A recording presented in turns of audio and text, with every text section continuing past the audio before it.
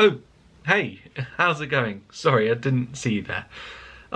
So I've been reading A Christmas Carol an awful lot recently, and something's been bugging me.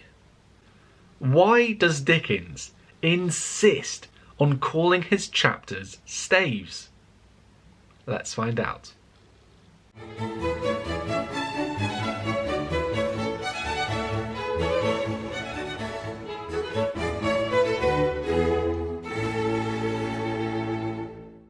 How is it going, everyone? My name is Liam, aka Mr. Knight, aka DystopiaJunkie, and here on my channel I upload GCSE English revision videos, book reviews, PhD vlogs, and even the occasional video relating to my PhD research.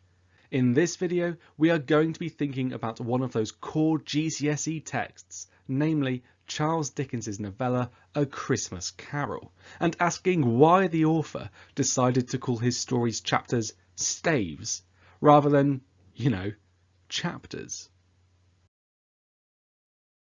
So whenever I am uncertain about what a word means, I look it up.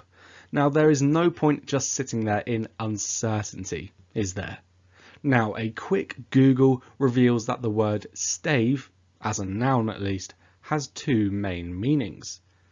On the one hand, we can see that staves are vertical wooden posts, and on the other, we have the idea that a stave is a set of 5 parallel lines upon which musical notes are written in order to indicate their pitch, meaning how high or low they sound. Now, I don't know about you, but I think one of these definitions is a bit more relevant to A Christmas Carol than the other. Now the reason why I've decided to focus on this second definition is because the novella's title, A Christmas Carol, very obviously belongs to the semantic field of music, and so too does this second meaning of stave. In fact, Christmas carols are usually written on staves in order for people to be able to accurately sing them at all. If you have watched my video about the presentation of the theme of Christmas in A Christmas Carol, you will know that Christmas carols were sometimes sung in churches in Victorian England, which also meant that they helped to transcend the barriers put in place by social class divisions. The working, middle and upper classes alike would come and sing together. Now this unifying factor of Christmas carols might have some relevance to Dickens's choice to call his chapters staves, as we will see in just a moment. Okay, so thinking of unity still, I think it is important for us to consider that successful pieces of music, including Christmas carols themselves, depend on low, middle and high notes working together to create something dynamic, engaging and enjoyable, without low notes supporting high notes, or high notes providing contrast to the low notes, or mid-level notes bringing everyone together. A piece of music would just fall flat. In this sense then, a successful piece of music needs to have notes that appear at all levels on a stave. Now this has me thinking, could the same be said of society? Doesn't society depend on people from all walks of life doing what they can to make the world a better place, not just for themselves, but for others? Sadly, I don't think this can quite be said of Victorian England. The working class supplied the middle and upper classes with cheap labour or even their servants. But did the wealthy middle and upper classes do anything to support the working class? Not really. In the early Victorian era, there was little in the way of welfare or formalised financial support for those in need, who instead had to rely on charities or generous individuals for support.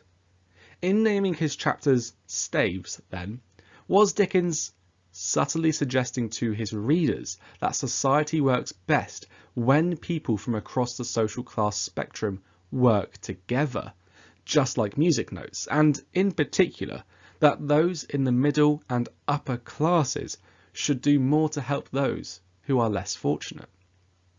Given what we know about Dickens's beliefs and the way in which he campaigned for greater support for the working class, I certainly think that this is possible. But does this decision only look outward?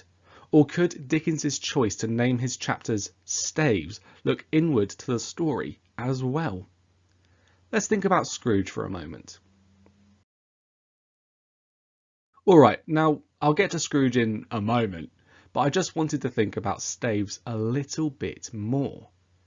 As I said earlier, a stave is a set of 5 parallel lines upon which musical notes are written. But did you know that those parallel lines are numbered in such a way that the bottom line is numbered 1 and the top line is numbered 5? This gives us the basic idea then that 1 is low and 5 is high. And I wonder, does Scrooge's journey mirror this? In Stave 1, Scrooge's kindness, generosity and warmth are incredibly low. But these things increase stave on stave until they reach massive highs in Stave 5, in which the former miser takes part in Christmas celebrations, buys a prize turkey for the Cratchit family, and extends warmth and love to seemingly everyone he encounters. Now admittedly, the story's chapters are called staves, and it is the lines of staves that are numbered 1 to 5. Fair enough. But I think that Dickens's decision to have 5 staves in his story, and to have Scrooge in his highest position in the 5th stave, is no coincidence. Perhaps it really is Dickens's way of giving a clue about the miser's eventual redemption. Alright, so you could argue that Charles Dickens chose to call his chapters staves just because it went nicely with his story's title. You know, A Christmas Carol, Staves, they're both musical, right? So there's a connection there. However, knowing the author as we do, I am convinced that he chose to call his chapters staves on purpose, because it allows him to make some sort of comment. Now, if that comment is outward facing, maybe something to do with the state of social class in Victorian England, or if it is something maybe a bit more inward looking, maybe it's a hint to do with Scrooge's eventual redemption, I'll leave for you to decide, but certainly I hope you agree that Dickens's choice has meaning.